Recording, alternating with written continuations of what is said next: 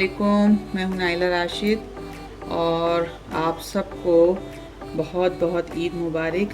और ईद के इस मौके पे इंशाल्लाह कल ईद हो जाएगी गल्फ़ में, तो ये शीर खुरमा मैं बना रही हूँ, जिसके लिए ये मैंने सेमियाँ ली हैं। 1 केजी दूध है और इसके अंदर मैं ऐड करूँगी थोड़ा सा रेनबो मिल्क डालूँगी, 3-4 टेबलस्पून के करीब, और उसमें इलायची जाएगी, लौंग, बादाम और पिस्ता ये मैं काट लूँगी। आप चाहें तो इसके अंदर आप ड्राई फ्रूट कुछ भी, कोकोनट डाल सकते हैं काट के, और जो भी डालना चाहें आप, छुआरे भी डाल सकते हैं आप इसके अंदर।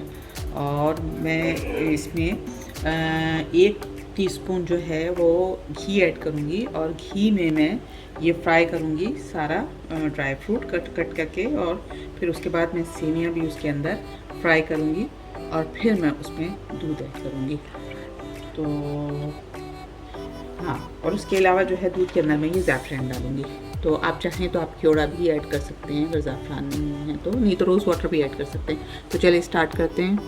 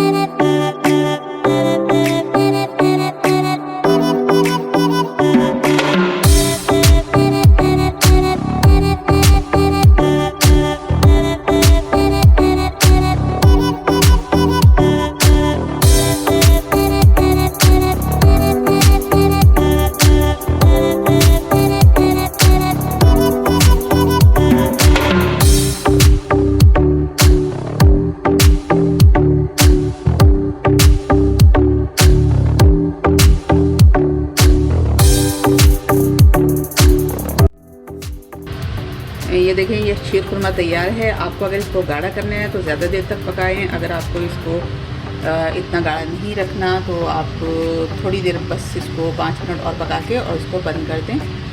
और आप चाहें तो कोई अगर घर में आपके पास बर्फ़ी वगैरह रखी हुई है तो वो आप उसको तोड़ के हाथों से वो डाल दें। नहीं तो पाउडर मिल्क भी अगर आप 2 चम्मच इसके अंदर ऐड करेंगी तो उससे भी बड़ा अच्छा टेस्ट आ जाएगा। मैंने इसके अंदर रेनबो मिल्क डाला है, और आप चाहें तो वो जो इलायची वाला जो होता है रेनबो मिल्क, वो डालें तो बहुत ही अच्छा टेस्ट आएगा। तो बस ये हमारा शीर खुरमा तैयार है। ज़रूर इंजॉय कीजिए और ईद की खुशियों में हमें भी दुआ में याद रखिएगा। मैं इंशाल्लाह फिर आऊँगी किसी नई रेसिपी के साथ। जब तक के लिए अल्लाह हाफ़िज़।